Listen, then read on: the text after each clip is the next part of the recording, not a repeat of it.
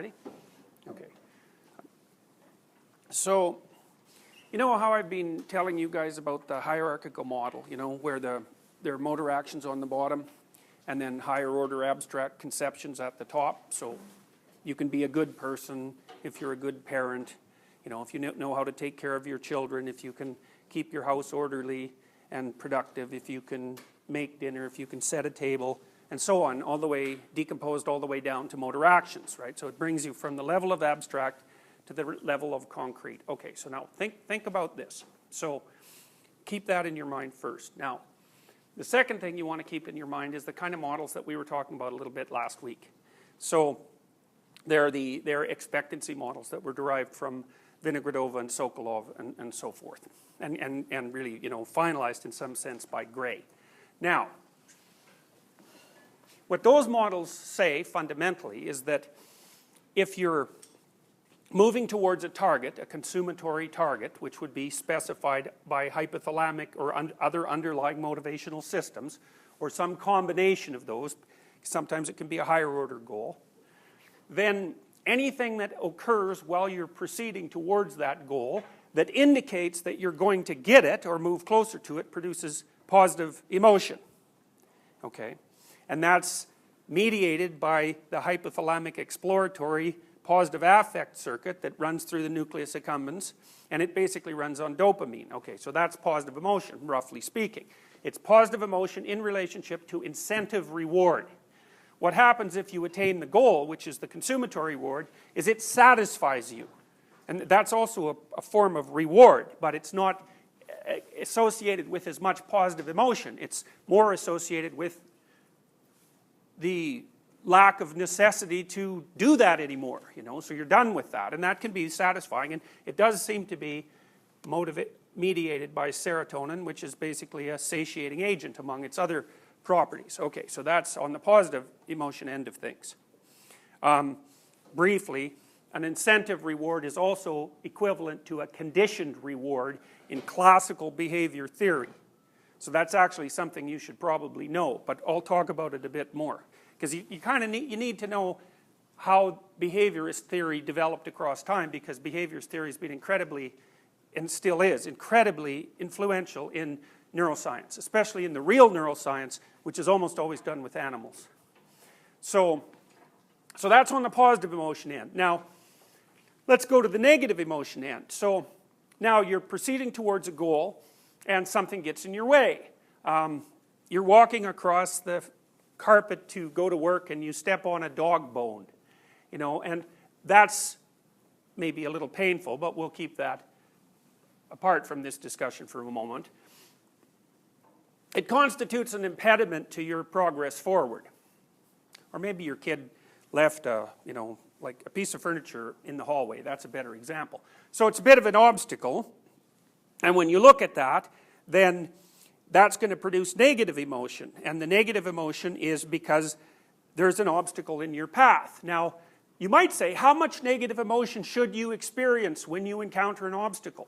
And that's something that I don't remember if I assigned you guys the entropy paper that I wrote with Jacob Hirsch and Raymond Marr, but anyways, we took a long time to figure out how you might calibrate how upset you should get when something negative happens. And what we realized fundamentally was that it was proportional to the place in the hierarchy where your goals were disrupted. You know, so if you just have to make a minor course correction by walking around, the amount of upset you should get is basically proportional to the amount of extra energy that you have to expend correcting your course.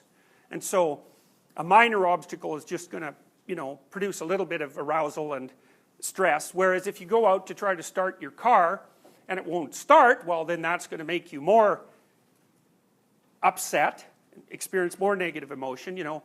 And if you read that the business you work in has just collapsed because the CEO was a crook and now it's bankrupt, that's going to cause you even more distress. And the distress, roughly speaking, should be proportional to the level of the hierarchy in your expectancy network, or desire network more accurately, that's disrupted by the occurrence. Okay? So, and that makes sense. It's solid. And then you know, then there's the special case of things you don't know about. You know, so, and often when something gets in your way, the problem with what gets in your way is you actually can't compute how much time and energy it's going to take you to fix it. And so it's very hard to calibrate how much negative emotion you're going to feel under those circumstances, right? Like, for example, how anxious should you get if your car quits working? Well, the answer to that is, you don't know. And because maybe it'll never work again, you know. And then it would depend on, well, you know, do you have enough money to replace it? And how much trouble will you run into, practically speaking, if you use that money to replace it? And then it might also depend on your baseline levels of neuroticism. Because what neuroticism is, it's the negative emotion factor in the big five. What neuroticism is it's a roll of the genetic dice, which says that your body should output X amount of physiological energy or preparation for energy in response to X amount of disruption. And X varies, right? So imagine you're calibrated for a dangerous environment. So on average, the evolutionary dice has designed your genetic system so that you're much more reactive to anomalous or punishing things, anomalous or threatening things, more accurately, punishing as well, than the typical person might be. Now you might say, well, is that right? Like, is that wrong? Is there something wrong with that? It's like, there's nothing wrong with that at all. If it turns out that on average, the environment tends to be much more dangerous than the typical human environment. You know, now it may be kind of rough on you, especially if you have a nervous system that's high in neuroticism, when you're actually not at that much risk, roughly speaking. Then there'd be a mismatch between the genetic roll of the dice and the average safety of the environment. And, you know, modern environments are pretty safe, so we all worry about being anxious, which is funny because we're anxious about being anxious. And the reason we can afford to be anxious about being anxious is because we actually don't experience that many punishments compared to what we might have experienced 120 years ago, you know, when the average daily income in corrected dollars for people in North America was under $1 a day. You know, that was hard. So, okay, so anyways, your neuroticism is one of the things that helps determine how much upset you should experience per unit of uncertainty or threat, okay? Another thing is your status among other people. So you might think, well, what else should determine how anxious you get when something you don't want happens? And you might say, well, your competence. And your competence, roughly speaking, should be how good on average are you compared to other people at dealing with problems when they arise. And so competence is actually one of the more, what would you say, cognitive elements of what you might call self-esteem. You know, if it turns out that you're pretty good at problem solving, or it turns out that you actually have a very wide network of social resources, which basically boils down to the same thing, right? It doesn't really matter if you can solve a problem, if you know someone who can solve the problem. So social network and intrinsic computational resources are comparable phenomena. And if you turn out to be a good problem solver, then on average you should be less upset when something is upsetting than someone who isn't a good problem solver. Okay, so that makes sense, I presume. Now, here's something I've been thinking about for a long time, and there's a lot of debate about this in the relevant literature. The terror management people, for example, they claim that people get anxious because they're afraid of death. You know, at a psychological level, it's lurking at the back of their minds all the time. It's an existential problem, and I suppose that's because death is one of those threats that threatens you right at the very top of your hierarchy, right? Good person and dead person don't go well together. So death threatens the entire hierarchy. And so it's very anxiety-provoking, and that seems quite reasonable as a proposition. Now, the other thing that happens in the terror management theories, which are variants of the Freudian theories, is that there's a further claim made, which is that belief systems protect you against death anxiety. Now, this is a complicated claim. Partly, it is extracted from Freud's observation that religious systems are protective against death anxiety. He actually thought they were neurotic protections against death anxiety. So it was sort of like a primitive faith in the ability of the father, roughly speaking, to solve the problem and protect you. So he thought it was a projection of the infantile world onto the broader world. And it's a powerful critique. I think sometimes it's true. And the death anxiety people, the terror management people, who basically developed their theories from a book by, the book's called The Denial of Death. I'll remember the author in a moment. Anyways, it doesn't matter. The theory was broadened out to propose that your belief systems as such provided you with that protection. And then there was a bit of a variation of that theory, which was your vision of yourself as an illusory climber up a value hierarchy also protected you. Now, exactly how it protected you was never really explained. And I'm not taking issue with Ernest Becker, who wrote the book. Becker's a smart guy. It's a great book. It's dangerously wrong, but it's a great book. Well, lots of great books, you know, they're wrong in an extraordinarily interesting way, and that can make them a great book. I think Becker's wrong because he assumes that everything we do to cope with death anxiety is actually an illusion, and I think that's a terrible thing, terrible idea. It's an extraordinarily dangerous idea, and I also don't believe it's true, for reasons I'll talk to you about later. Anyways, you can sort of see that, so then we could lay that on top of the expectation theory in some sense, right? Because basically what the expectancy theory people do, like Gray, is they assume, okay, novelty itself is both threatening and incentive rewarding. So it's threatening because God only knows what might happen to you if you run into something novel. And it has an incentive reward element because if you dig around in the novelty, you never know what sort of treasure you might bring to the surface. And so people have an ambivalent relationship with novelty. And I think you can actually understand how that ambivalent relationship works if you think about the hierarchy again. So here's the rough proposition. If an anomaly emerges at the lowest level, the highest resolution level, then it's sort of interesting. You know, so a baby might be playing with a fork and, you know, find out that the fork makes a tinging noise when he hits it on the table. Now, that doesn't terrify the baby. It's funny though, you know, you see babies on YouTube now they get absolutely terrified if their mother sneezes or sometimes if she laughs, you know, so anyways, but whatever. If the baby sort of mastered a fork, then the fact that it makes a tinging noise is going to make him curious, and that's an incentive reward phenomena, more than frightened. You know, it's going to depend to some degree on the baby's level of neuroticism, and it might also depend on how close the baby is to the mother, because it actually turns out that maternal proximity modulates the expression of negative emotion in children. And touch really does that, by the way, which is quite cool. And that's direct physiology. Touch is calming, and it's also analgesic, which is quite cool. So it quells pain. So, okay, so anyways, the baby is, you know, making this tinging noise, and he finds that quite interesting because it never happened before. And so he's curious enough about it to replicate it, to do it again. And he's under the control of his psychomotor approach systems, and they mediate exploration as well as positive emotion. But,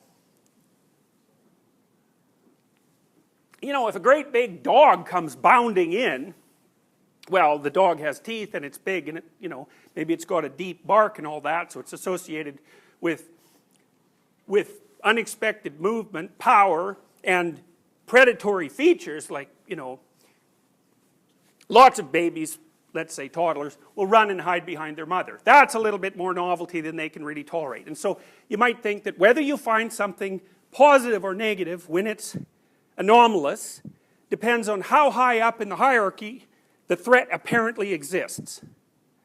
Okay, now, here's another corollary.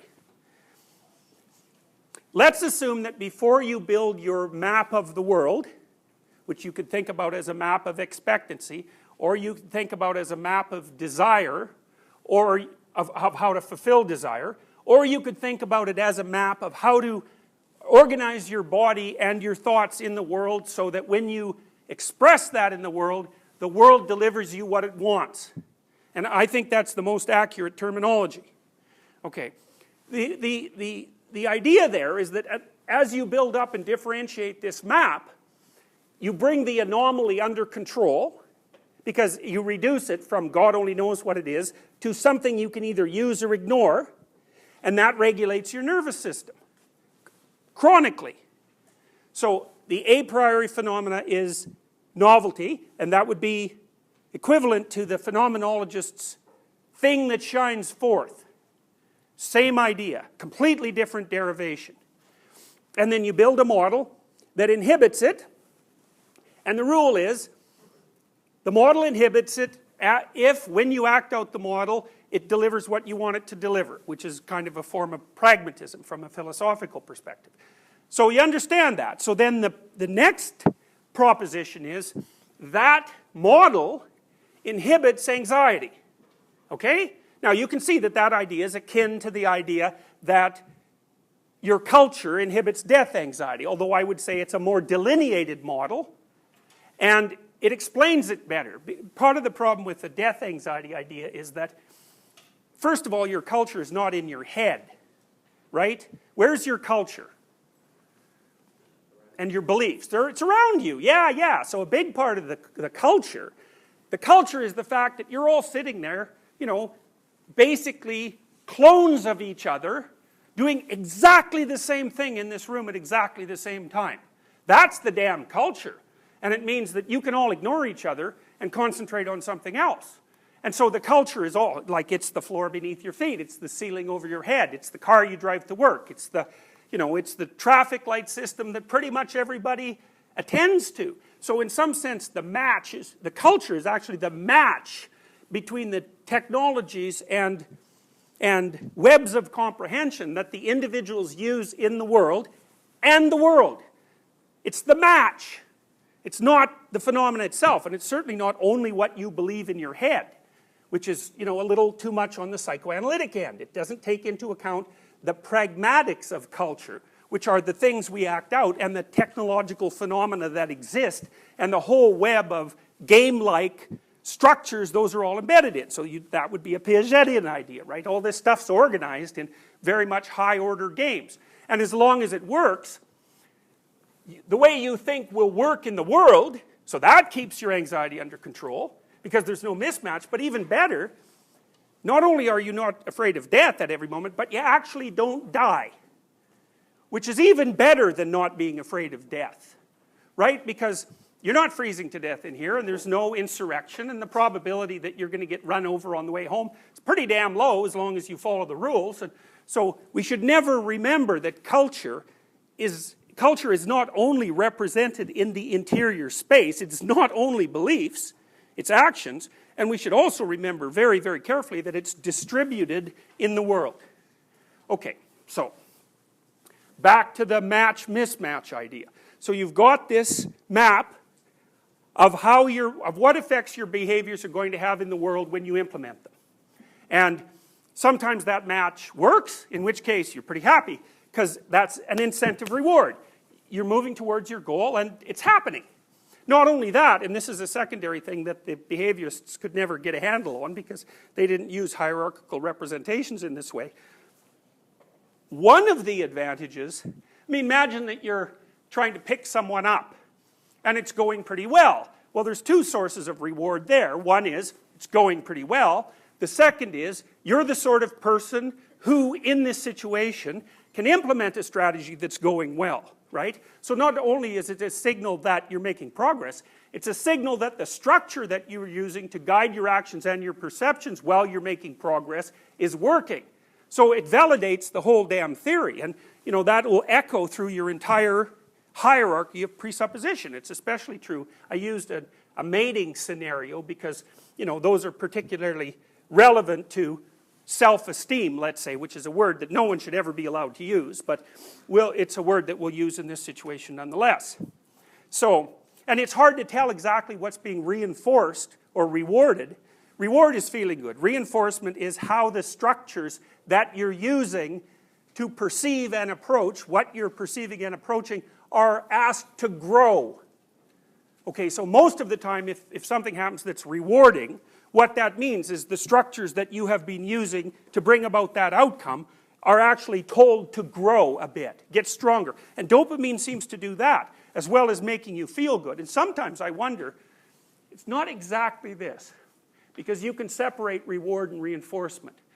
But sometimes I wonder if the goodness of feeling isn't associated with the thriving and flourishing of neural tissue. You know, it's like it's an invitation to grow instead of die, because if you're being punished and threatened all the time, then the systems that are leading you to be in those situations do get extinguished fundamentally. They get starved of what gives them life, and they wither away or are inhibited. I don't think that's very pleasant. Okay, so you got your map, and you got the world, and you're acting out this map, and hopefully the match between your map and the world is such that the map matches the world. And if it doesn't, you get an anomaly.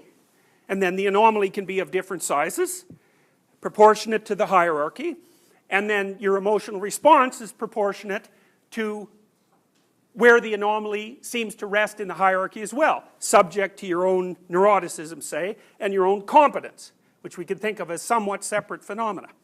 Okay, so then you can say, the reason that people don't like other people who are foreigners, say, or different ethnicity, or who have different belief systems, is because they appear to challenge the integrity of that map.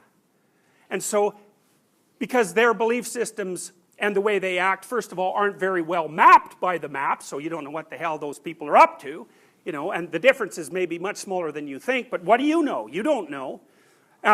Plus, if their belief systems come with them, which they will, that has an indeterminate effect on the structure, the map, and it also has an indeterminate effect on your position within the map.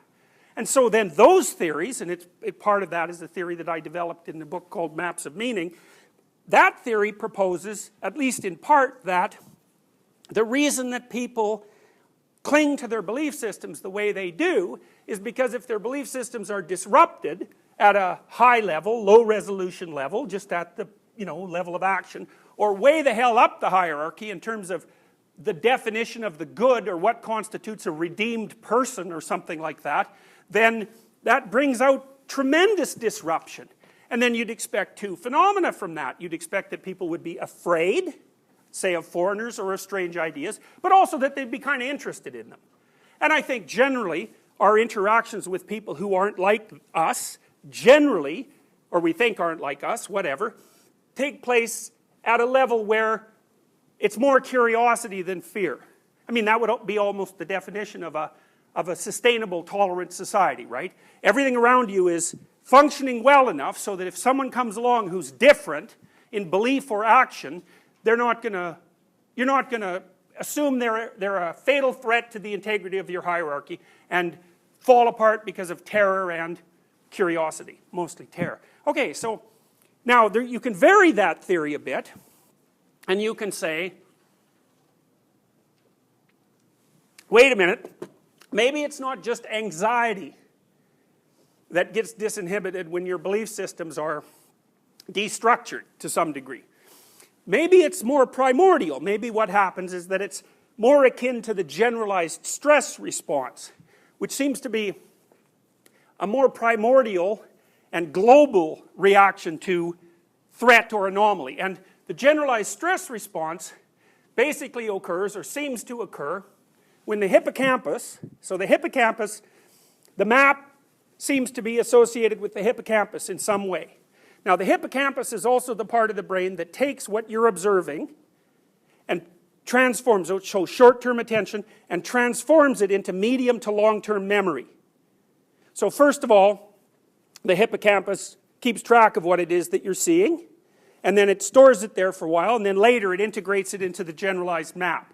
And so then the hippocampus seems to sort of stay at the nexus of the map, which is likely represented cortically to a large degree, and what's actually going on in the world. So, for example, Gray's hypothesis, roughly speaking, is you're watching what goes on in the world, and the map is telling you what's supposed to happen, And then when something else happens, the hippocampus detects that. That's a mismatch. And then somehow it makes you afraid. Now, here's how it seems to make you afraid. This, I don't think, was really laid out well until Vinogradova discovered it when she was really old. I mean, she was doing most of her work in the early 60s, but she laid this out, I think it was in the early 2000s. What she showed was that, okay, so you have this part in the bottom of your nervous system, way the hell down there, called the reticular activating system. And it's old. And it's the thing upon which your sleep-wake cycles depend. So, and your consciousness. If your reticular activating system is down, it's like you're unplugged. So if you have a car accident, it's way back here. If you have a car accident and your head twists enough to shear off the neural projections from the reticular activating system, you're in a permanent and irreversible coma. It's pretty interesting, because it means your consciousness depends on something that's not new, like your, relatively new, like your cortical cap, but something that's so damn old that it was there before your whole brain. So that's pretty weird. Anyways, what Vinogradova proposed was that the hippocampus, if the hippocampus decides that what's going on roughly matches what you expect or what you want, which is more accurate, then it tells the reticular activating system not to be in a panic. And then the reticular activating system, controlled, we're going to assume it's on all the time, except when it's told to be off. The hippocampus says, you can more or less stay off right now because everything's going according to plan. And then all of a sudden, poof, things don't go according to plan. The hippocampus tells the releases the reticular activating system from inhibition, and then the reticular activating system wakes up all your subcortical circuits. And that's stress. And so wake up would mean get afraid, but it would also mean prepare to get the hell out of there, so prepare to panic. And then it might also mean ready other motivational systems just in case they might be useful.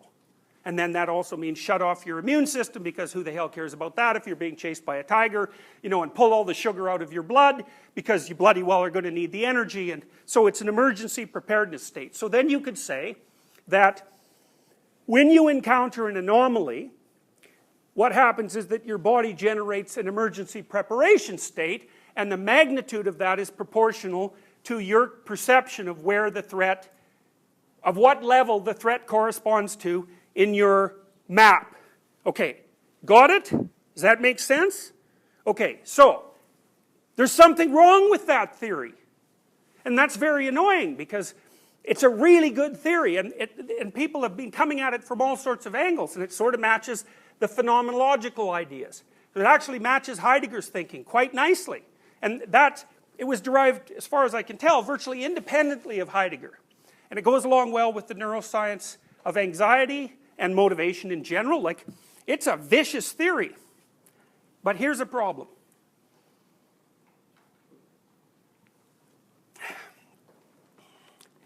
So for a long time, people debated about who the hell was authoritarian.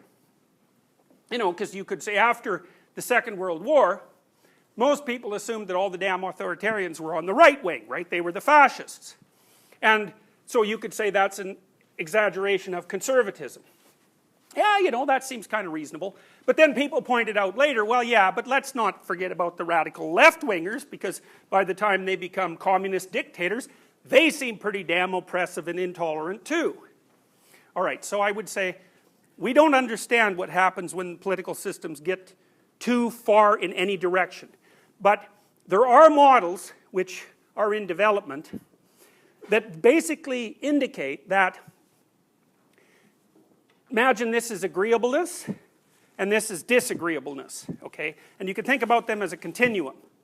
But let's not do that. Let's twist them so they form a circle, all right? And then we'll say, well, how agreeable should you be? Well, if you're this agreeable and this disagreeable, things are going pretty well for you. That's a nice place to be. But if you're this agreeable, well, then you turn into Freud's devouring mother, right? You're so damn easy to get along with that it's okay. You just do everything for your child, absolutely everything forever, and by doing that, you undermine their capabilities, and they remain locked in the Oedipal situation. So that's like too much mercy and pity. Or you could be like the tyrannical father, like the Crumb brothers' father, who was like completely disagreeable and extraordinarily punitive. But the thing is, it ends up in the same place. They both end up in a variation of hell. And so these models seem to promote the idea that if you run any virtue too far, it turns into a vice, and all the vices have more common in with each other than they do with everything else, with anything else. So bad things are lumped together more because they're bad than they are by what variant of bad they happen to be. And we kind of know that because if you know, when we developed the Big Five, when people developed the Big Five, because it wasn't me, they threw out all the evaluative words. That was the idea. They threw out all the evaluative words, like good and evil disappeared. So anything that seemed to have a moral overtone was arbitrarily thrown out. Now, there's actually some statistical reasons for that, and the statistical reason is if you just leave the good, you know, the adjectives that represent someone as good, or the adjectives that represent someone as evil, if you leave those in the damn analysis, then you get one whopping factor, which is something like good versus evil. And that's not that helpful. Maybe. Anyway, so you throw all those things out so they don't distort your analysis, and then that's when you get the 5 factors revealing themselves. So, but if you throw the pejorative items back in, then you get this whopping single dimension. Now, one of the things you should think about that, especially those of you who are going to be researchers, is the fact that the evaluative words were thrown out of the Big Five adjective pool before the Big Five were derived makes the correlation between the Big Five factors and psychopathology much weaker than it would otherwise be. Right? Because with psychopathology, you know, a lot of it can't be described without roughly good versus evil. You know, it depends on the psychopathological condition, but if you're describing like murderous pedophilia, you know, it's hard to use adjectives that aren't loading pretty hard on the negative end of the adjective distribution.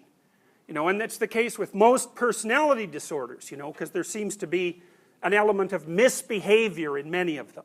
And so the Big Five isn't correlated all that strongly with most measures of, say, personality disorders, but that's partly because all of the words that would correlate were thrown out before the analysis was done. And so that's something you really need to know. Okay, so back one step, because I said that there's a problem with the theory that I presented to you. Here's the problem. We're going to assume for the time being that the easiest place to localize authoritarianism is on the right-hand end of the spectrum. Okay, so we're going to think about fascism, roughly speaking. And I think that totalitarian governments tend towards fascism, whether they're left or right-wing. But how to sort that out hasn't been established yet. We don't exactly know what makes left-wing authoritarians like right-wing authoritarians. Something does, but we don't know. So I'm going to ignore that for a moment, and I'm going to concentrate on the right-wing side of the spectrum, the conservative side of the spectrum. Now, we know some things about conservatives. They don't like foreigners that much. They're pretty tradition-heavy. They tend to frown on non-normal forms of sexual interaction, or even on many normal forms of sexual interaction. They may not even be that happy about fun. You know, so you could think the conservative is basically trying to stabilize society so that there isn't a lot that's unpredictable that's going to go on, or that's going to go on in the future. And so they're trying to maintain stability, and you can give them some credit for that because it's the match between your expectations and the way the world lays itself out that basically inhibit your stress response. So stability, man, it's something you probably can't appreciate until you've had its complete absence, you know. Well, the liberals, you know, their position is, yeah, stability. The problem is stability gets old unless you keep updating it, so, you know, you can't clamp too hard down on change, because if you do, then the system gets stale and outdated, and the stability goes away anyways. So you got to allow some change and some exploration and some growth, and then the battle is between the people who want stability and the people who want change, and neither of them is right. It's the argument that's right. Right? They got to keep arguing about it, because whether we should be more stable or more plastic, roughly speaking, depends on the context and the time. And so that's something to think about too, because a lot of you are going, most of you are left-wingers because you're open. You're open, and that's a very big marker of the proclivity towards left-wing thinking. And so you're all going to be thinking that the left-wingers are right. But it's a primitive attitude if you're scientific. Because really what seems to happen is that both attitudes are right, and they're both adapted to slightly different evolutionary conditions. So, like, they're variants of the damn big five, those political beliefs. So, liberal people are high in openness and low in conscientiousness, whereas right-wing people are low in openness and high in conscientiousness. And there's implications to that. One implication is liberals start the companies, for example, but conservatives run them.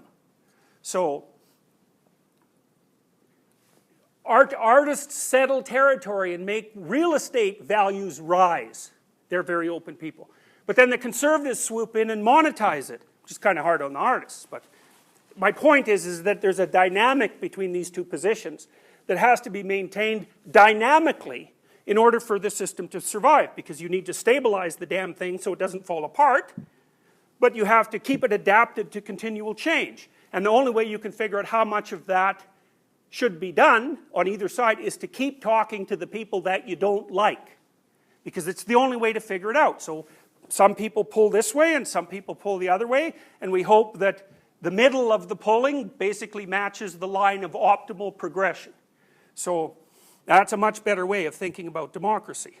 Okay, now, so back to the problem. Now, the problem is, if you take this damn model and you think about conservatives, you're going to think those people should be higher in neuroticism. Like if their defining characteristic is inability to tolerate anomaly, or one of their defining characteristics, then you'd think, well, they should be more timid on average, they should have more depression, they should be more anxious, they should have more negative emotion in general. So you'd think you'd see some reflection of that in neuroticism. But you don't. At all. In fact, liberals seem to be a little more neurotic than conservatives. So, and in fact, the most neurotic people seem to be male liberals. So you think, well, maybe you could salvage the old theory, because you could say, well, the damn conservatives are so protected by their ideology that they mask their underlying neuroticism so well that it actually reverses. But if your stupid theory can predict the reverse of what it should predict, then it's not a very good theory. And so you could do that, but, you know, you're pushing your luck at that point. It's better to think, something's screwy here, something's not right, even though it's... Also, conservatives score higher in well-being, in measures of well-being, which is basically extroversion minus neuroticism, something like that, with maybe a bit of conscientiousness thrown in. And their conscientious behavior does tend to make their life turn out more stably across time. So they're less likely, conscientious people, for example, are less likely to get divorced. So it's hard to reconcile the fact that those damn conservatives keep insisting that they're not neurotic with the theories that predict, well, they have to be, because the reason they're so rigid, especially if you crank their beliefs over to the right, is because they're afraid of foreigners and new ideas and, you know, all the sorts of things that right-wingers are hypothetically afraid of. But they're not. And they actually seem to be, like I said, they report that they're happier. You know, and you could say, well, it's naive happiness and all that, but you can't say those things after you make the finding, right? Because you're explaining it away. You have to predict the damn thing. You can't backfill your theory later. Now, however, conservatives are higher in conscientiousness. So, you think, so what? What the hell does that have to do with emotional regulation? You know, and you could say, well, they make more, their lives are more stable, so the external manifestations of the society that they encompass themselves in are more stable, so there's not as much anomaly. Okay, that's possible. However, now, and that's possible, and it may be even it's part of it. About 7 years ago, I did some work with one of my students, Colin D. Young. He did a lot of this. I had recognized by that time that the Big Five needed to be psychometrically differentiated, or maybe more than it was, because at that point the stage was basically there were the Big Five, usually measured by an instrument called the NEO, or the NEO-PI, or the NEO-PI revised. You got your 5 factors, and then each of them were broken down into what they called facets, so they were subsections of each trait. But the problem with the damn facets is they weren't empirically derived. You know, the factors were derived from factor analysis. It's just more or less arbitrary statistics, or at least objective statistics. But then the facets were like a guess.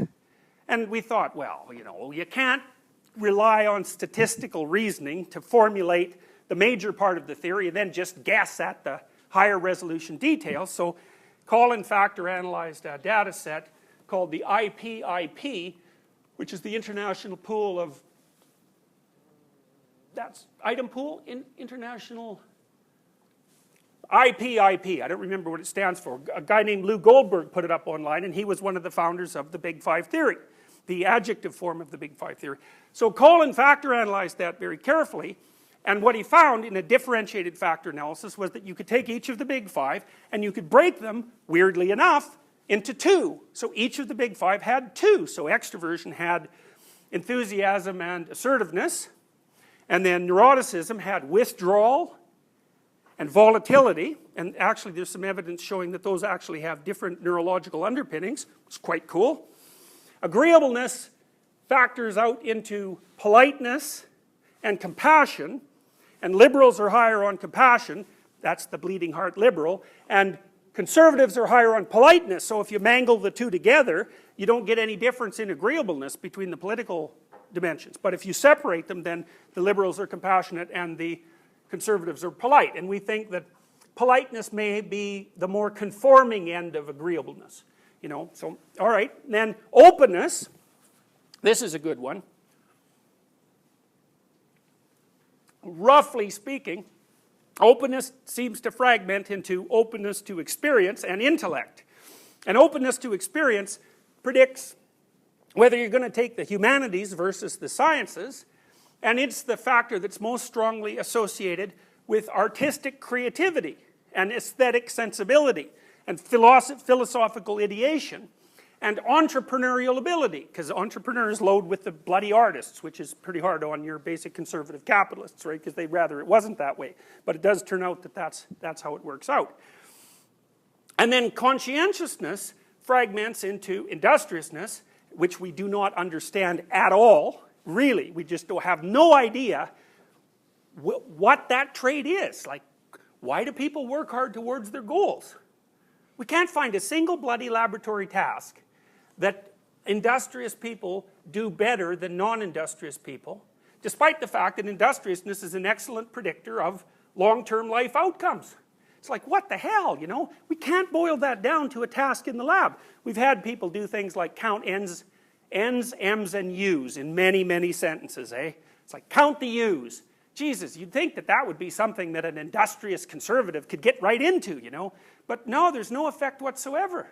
We can find some things that industrious and conscientious people do worse. So we have lab tasks where they do worse. It's like, that's something, but anyways, it's a great mystery, and I've been trying to crack that for like 6 years with no success at all. We keep getting industrious people to do things, and they seem just as useless as non-industrious people, even though we know that's not true. It's a very good predictor of academic grades, by the way, conscientiousness, and I'm sure it's the industrious component. It's just about as powerful as IQ. Oh yeah, openness, creativity, and IQ. Intellect is roughly IQ, except the intellect measure of it's kind of bad. Because if I ask you how smart you are on a scale from 1 to 7, you'll tell me, and that will correlate with your IQ, but the IQ measure is way more accurate than how smart you think you are. So that's a cool division. That's a very useful division. Okay, but on the conscientious end, we've got orderliness and industrious. Now, it turns out that the conservatives are more orderly than the liberals, not more industrious. Now you think, that's kind of cool, because one of the things you might say about the Germans, for example, is that they're orderly. And you could certainly say that about Hitler, because he was damn orderly. And orderly people, we know conscientiousness is associated with, you know, anti-immigration attitudes and you know, a moral stance against non-normative forms of sexual behavior. And, but conscientious people also wash their hands more, and their standards of hygiene are better, and they are healthier. So that's kind of interesting. You know, that's an unsettling link, because there's these positive things that are associated with orderliness that, you know, are obviously positive, but then there's these other things that seem to be associated with stigmatism and you know, strong in-group, out-group divisions and derogation of the out-group, and all the things that you might see going extraordinarily pathologically in something like genocidal fascism, for example. Now, when I was starting to sort this out, I was reading Hitler's spontaneous talks at the dinner table, which were recorded over about a 3-year period. And one of the things I came to realize was that he didn't really seem afraid of Jews and gypsies. He seemed disgusted by them and contemptuous of them, which is not the same thing. Because disgust, it doesn't load on neuroticism, or not very much. It loads on orderliness. And so that was a weird surprise, because we thought all the damn negative emotions clumped together in neuroticism, and that was that, end of problem. But disgust, which hadn't been studied very much, loads on orderliness. So then we thought, aha, we've got the biological basis of half of conscientiousness. The biological basis is disgust sensitivity. That hasn't been published yet. Okay, so I was thinking about that, and then Hitler washed his hands a lot. He bathed 4 times a day, and he was also a real worshiper of willpower. And orderly people have strong willpower. It's one of the things about anorexic people. You know, they're often, anorexics are kind of strange, because they tend to be like high-achieving women, fundamentally. They're usually smart, and they're usually very, very dedicated and industrious. But the other thing is they're orderly. And so what seems to happen with, I told you this before, with the anorexics is the disgust system goes off the wires and it's too much. It happens with obsessive compulsive disorder too, which is usually classified as an anxiety disorder, but really doesn't seem to be one. Maybe it's also an anxiety disorder, but mostly what people with OCD hate is to be contaminated. So I had an OCD client once who, she had lost her husband and her children and everything, and she was in the hospital, and she'd actually gone so far as to build like a pseudo airlock on her house, so that her children and her husband would have to decontaminate themselves before they entered the house. You know, so, and that was too much for her marriage to sustain. And whenever she was walking down the hall at the hospital and the janitors walked by, she'd flatten herself up against the wall, you know, and then she'd run off and wash her hands. And if you're really, OCD is really out of control, you wash your hands till the skin is raw, basically, or until you run out of soap. Which, you try running out of soap when you're using a bar of soap. You have to wash your hands a lot. Or you shower until you run out of hot water. You can't stop. And so you're never clean enough. And I was doing exposure therapy with her, which, you know, means you have to sort of make the person make contact with what they don't want to make contact with. And you do it stepwise, like you just don't throw them into a garbage can, you know. You have to get them to agree to what degree they're willing to expose themselves. And so this is what I could get her to do. If I took a garbage can that was new, and I took a garbage bag that was new, and I put them over there, and I gave her a pool cue, she would touch the new garbage can with the new garbage bag with the pool cue. That was the best she could do. And even then, like I was talking to her, perfectly normal appearing person, you know, in many respects, touch, whack, like she's going to that sink and she's going to wash her hands right now. And you're supposed to do response prevention, which is, well, you don't get to wash your hands. And so that turns out to be a very awkward thing to do in the middle of a psychiatric ward, because I was standing there in the door trying not to let her get to the bathroom, and she was wanting to get to the bathroom, so all the other psychiatric patients came up and, you know, they started accusing me of basically being an authoritarian and interfering with her rights. And so, well, it's a weird thing, because, you know, was I? She'd given me permission 5 minutes before when she was in a normal state of mind, and now she was retracting it. So who the hell did I have a contract with? And the answer is her now, because you can't sell yourself into slavery, roughly speaking. You don't have that right. So maybe I was interfering with their rights, you know. It's a tricky thing, because well, she was hospitalized, so obviously something had gone wrong, but, well, anyways, you get the picture. So, it gives you an example of how powerful contamination concern can be. Okay. Now, then there was a paper published in PLOS 1 a while back, looking at the prevalence of infectious diseases in countries around the world, and then in provinces within countries. And then they measured authoritarian attitudes using an authoritarian attitude scale, logically enough. And what they found was the higher the prevalence of infectious diseases in the geographical locale, the more authoritarian people were locally in their individual political attitudes. And the correlation wasn't 0.2, which is the general correlation between a personality trait and some phenomena, 0.2. 0.3 if you're really lucky, 0.5 if it's IQ, and that's the best you ever get. It was like 0.7. It's like, wow, that's unbelievable. There's something to do with contamination and infection transmission.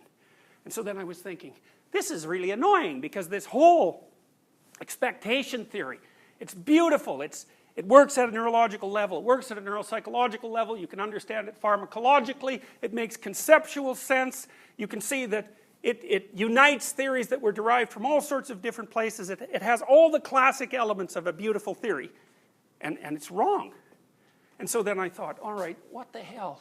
It's orderliness and disgust. What is going on there? And the sticking point was, I could understand how your brain could calculate how upset it should get when you hit an anomaly by referring to this hierarchy. And that took me a long time to figure that out, like 10 years probably to map that out. And I thought, okay. And then, you know, how neurotic you are and how high in esteem you're held by the people around you. That's fine. But then, what does disgust do about that? Because disgust doesn't seem to undo your damn belief system. You know, like, you can encounter something disgusting and, you know, you may be revolted by it. It's a very, very physiological sensation, right? Maybe you'll even throw up if it's bad enough. And maybe you'll be shocked to the point where you're damn near traumatized. You know, and that's disgust-related trauma, which we don't really understand. But you're not going to give up your damn beliefs, not most of the time. It doesn't seem to represent a direct challenge to the validity of your, like, Islam faith or Islamic faith or something like that. So what the hell is going on? So then I was talking to one of my graduate students this morning. We're trying to sort this out. And I was thinking, okay, what would happen? Here's an experiment we're thinking about running. So you tell me what you think about this. So we thought we would take people of a different range of appearance, you know, from really not so beautiful to quite attractive, and different races and different ethnicities. And then we would announce the ethnicity, you know, Jewish, bang, we'd show them a picture. Black, show them a picture. Caucasian, bang, show them a picture. And the pictures would vary in attractiveness. But then what we were going to do is we're going to morph them with snakes and rats. So then because you can take a morphing program, right? And I could make you like 10% snake, or 10% rat. You've seen that in movies all the time. And so then the question would be, would you be more likely, A, to see an unattractive person as a rat or a snake, and B, would you be more likely to see a person who isn't a member of your ethnic and racial group as a rat or a snake? Aha, now that's interesting, because the thing to do with rats and snakes is get rid of them, right? And that's a problem. So, and then we thought we would also measure how orderly people were to see if that mediated the degree to which they were willing to perceive, it'd be, you know, implicit perception, fundamentally, whether this person was rat-like or snake-like. And we've got some other experiments that are of the same sort devised. So I think that's a great experiment. I'm really curious. And then we'd have people rate them. It's like, how afraid are you of this person? How happy does this person make you? You know, how contemptuous are you of this person? How disgusted are you by this person? You know, a whole emotional response scale. And hopefully what we would find is the orderly people were more contemptuous and disgusted, but not more afraid by the morphed faces. And they would be more likely to categorize them as rat and snake-like, especially if they were from a different ethnic group or race. So it's a scary experiment, but it would allow us to distinguish between fear and contempt. And then I was thinking, well, still, why the hell do you care? Why is the disgust thing so important? What the hell does it have to do with you? And then I was remembering, maybe, I don't know, maybe this game doesn't even exist anymore because the world has changed, but I bet it does. When I was a little kid, in like grade 1, we used to play this game in school. And the game was, I think on The Simpsons they call it cooties. But we called it fleas, and so we'd play this at recess, and some person would have fleas, and then they would chase you around, and they touched you, and then you had fleas, and everyone went around from you. And the game often starts, sometimes it was just spontaneous, but often the game could take a vicious twist, and one of the lower status kids in the room would get, you know, accused of having fleas, and that just wouldn't be just a game. That'd be a source of taunting and exclusion. So how many of you can remember games like that? Okay, good. So that shows all this political correctness hasn't done a goddamn thing to how children behave. You know, and actually that's a relief to me. So, okay. So then you think, what the hell's going on there? And the first thing that's going out is that the kids are playing out the idea of contamination. Right? So let's say you're contemptible and disgusting, you know. So maybe you have syphilis because you're what do you call? You're dissolute and debauched, and you know it's gone to the final stage and it's just horrific. So anybody who's going to look at you is going to have a reaction like this. They're going to want to look away. Okay, so then I was thinking, what happens if you touch someone like that? No, think about it now. Think about it for a minute. Well, first of all, in a place where there's lots of infectious diseases, what happens is then you die. So that's not a good thing, you know, or if you're near anything corrupt, like a carcass that has been rotting, you don't get to eat it because then you die. Like, you got to be sensitive to disgust, because otherwise you'll run into contamination, and the contamination will kill you. The question is, how contagious is contamination? And I think that's the issue. So now, you put yourself in this position. So, you're on a dating site, and you find someone, and this might even be more powerful initially for women than for men. Because I don't know if you know this, but women rank 85% of men as below average in attractiveness. Now, men get their revenge, don't get me wrong. I'm not trying to make a case that, you know, women are more demented when it comes to men than men are when it comes to women. It's just they're demented in different ways. So then you think, it's interesting, because I've watched my daughter go through Tinder. You know, it's sort of painful. It's like, nope. And you know, she kind of thinks it's funny. And I suppose it is, but it's cruel as hell, right? If all these poor Weasley guys, they're just getting sorted into the you should not be in the damn mating pool pile. Right, and that's a fundamental judgment. You should not be in the mating pool. Like if you're off on a genocidal spree, that's exactly what you're trying to do. You're trying to prevent that. So, you know, I'm not saying my daughter's got genocidal tendencies. Although she probably does, because she is human, by the way. So, all right.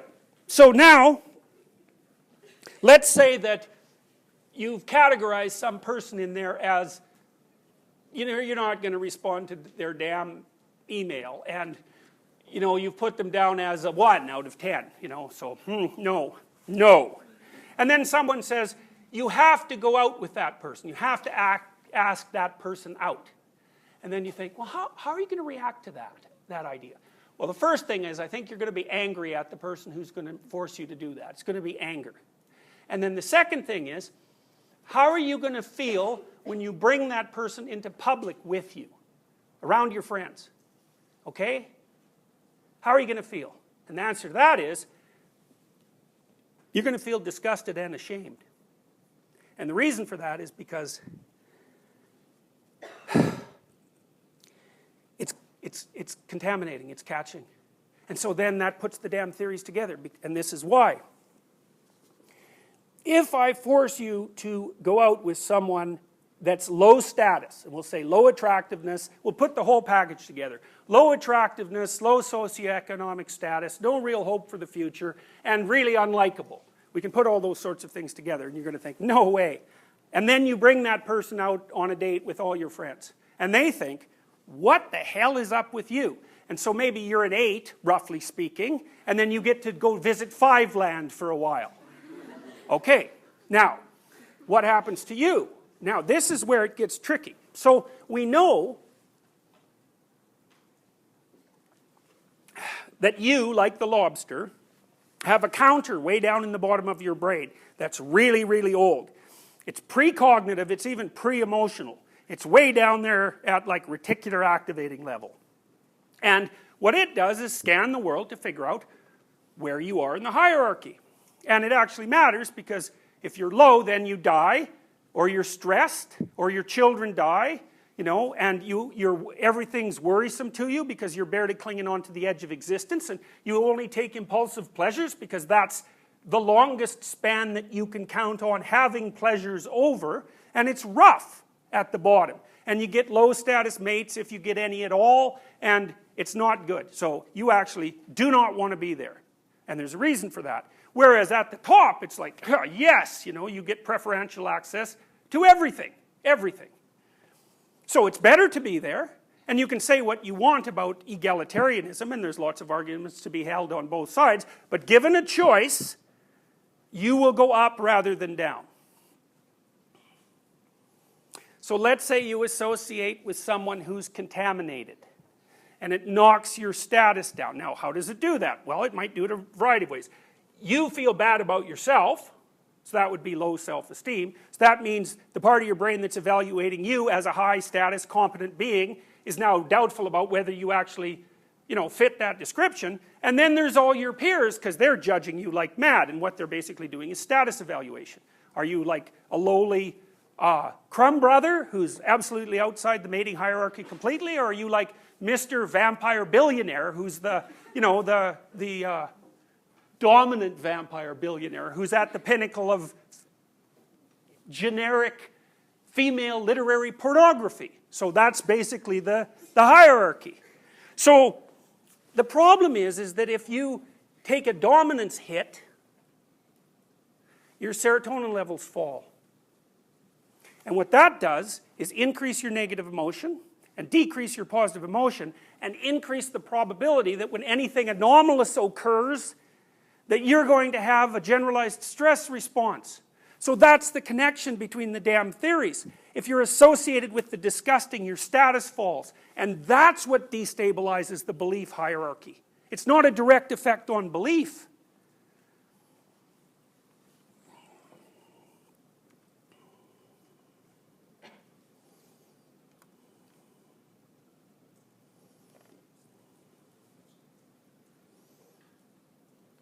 And that puts the problem in a completely different light in many ways. It's like, well, what the hell are you supposed to do about that exactly?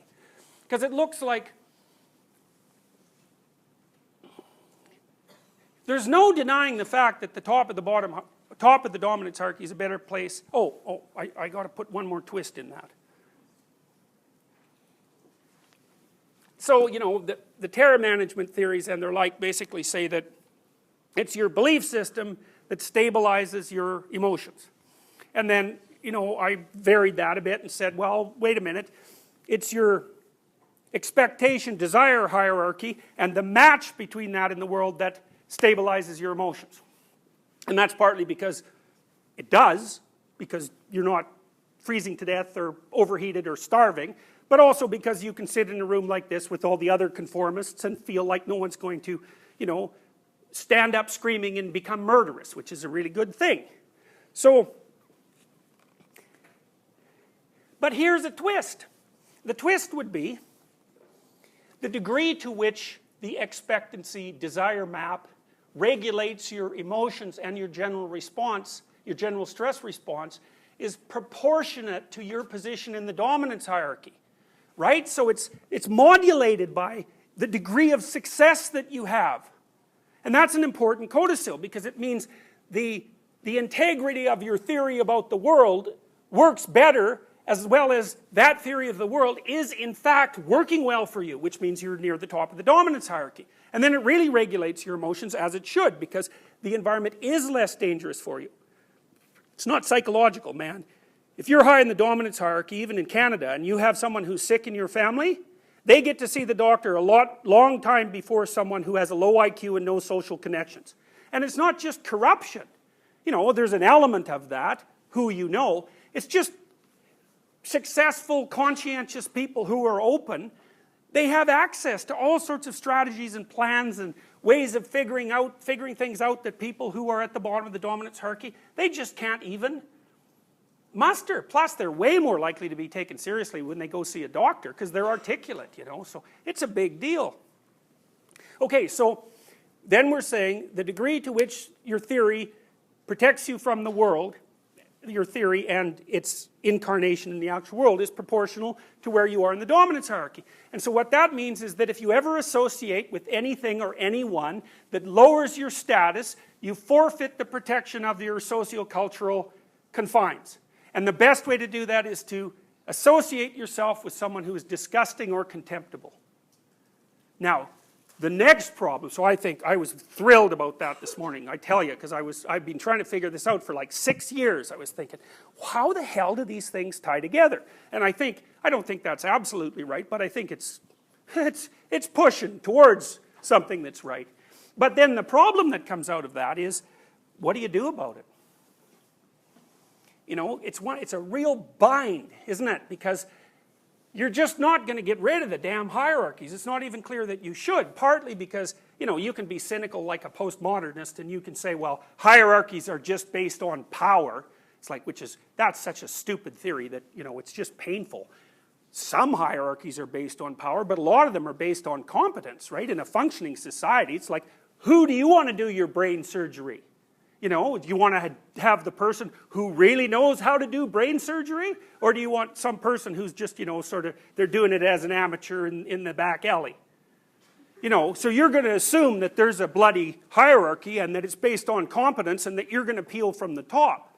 And so they're going to be more powerful, obviously, because they're at the top of the hierarchy, but you're going to be pretty damn thrilled about that when you're looking for competence, which you often are. And to think about all that as power, it's like, you know, really, like live in the world. Some of it's power, but lots of it isn't.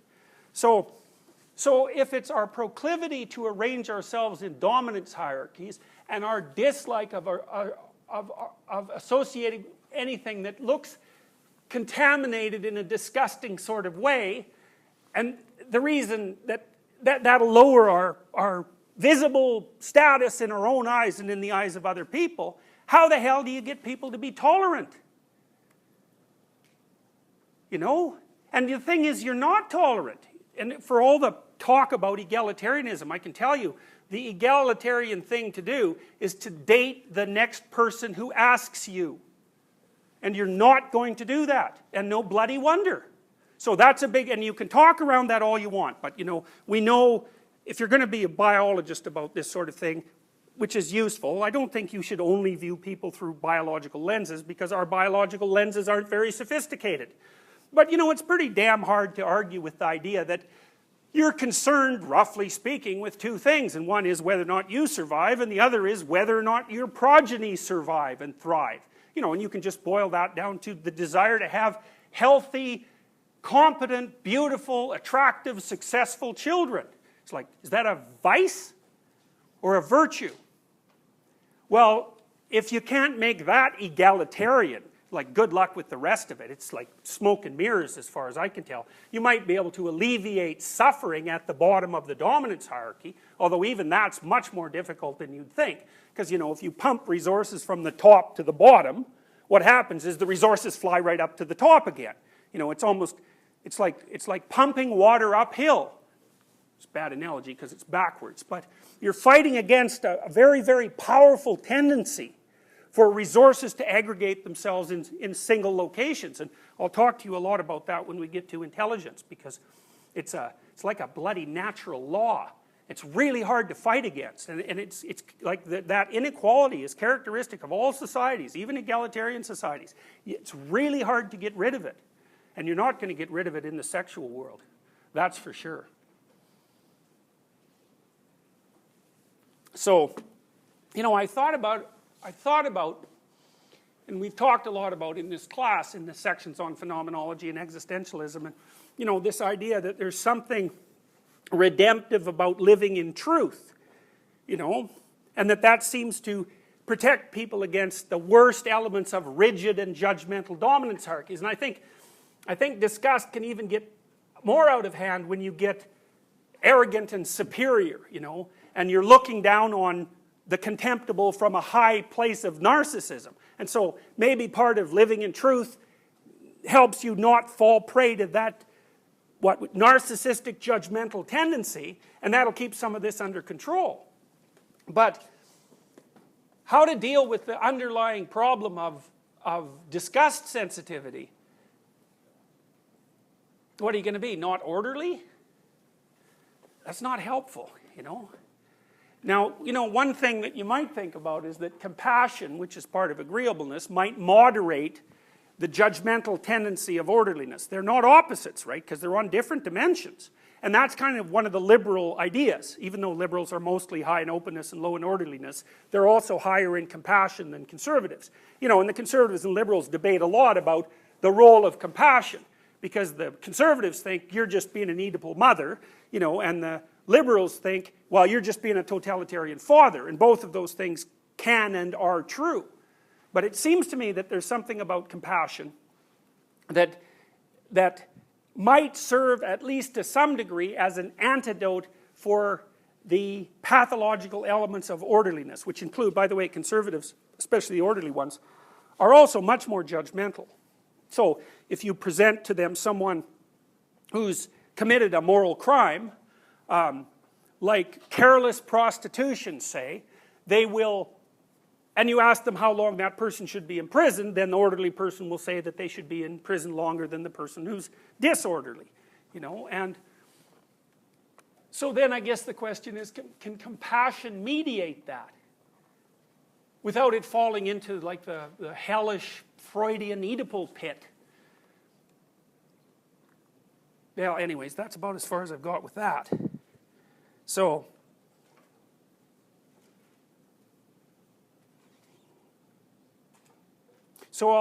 I thought I'd tell you that because I think it's worth knowing, and because I was too excited about it not to. So, so we'll see you on Thursday.